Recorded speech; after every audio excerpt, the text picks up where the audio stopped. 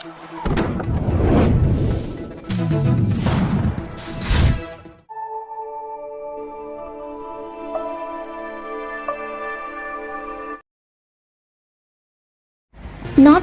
பகுதியில் மாபெரும் எருதுவிடும் திருவிழா வெகு விமர்சையாக நடைபெற்றது. 230க்கும் மேற்பட்ட காளைகள் சீறி பாய்ந்தது. திருப்பத்தூர் மாவட்டம் நாற்றம்பள்ளி பகுதியில் மாபெரும் எருதுவிடும் திருவிழா இன்று காலை 7 மணி முதல் பிற்பகல் 2 மணி வரை நடைபெற்றது.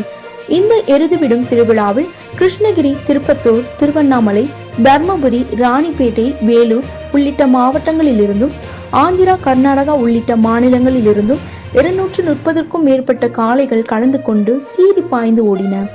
மேலும் குறைந்த வினாடியில் சீறி பாய்ந்து ஓடி இலக்கை அடைந்த காளைகளுக்கு முதல் பரிசாக 1,01,000 ரூபாயும், இரண்டாவது பரிசாக 80,001 ரூபாயும், மூன்றாவது பரிசாக 70,001 ரூபாய் என மொத்தம் 66 பரிசுகள் வழங்கப்பட்டன.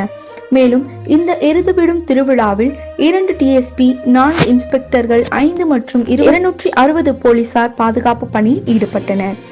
மேலும் இந்த எருதுவிடும் திருவிழாவில் நாற்றம்பள்ளி மற்றும் அதன் சுற்று வட்டார பகுதிகளிலிருந்து ஏராளமான பொதுமக்கள் கலந்து கொண்டு கண்டு களித்தனர்.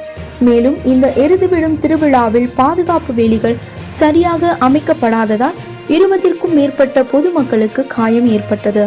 அவர்களுக்கு சிகிச்சை அளிக்கப்பட்டது.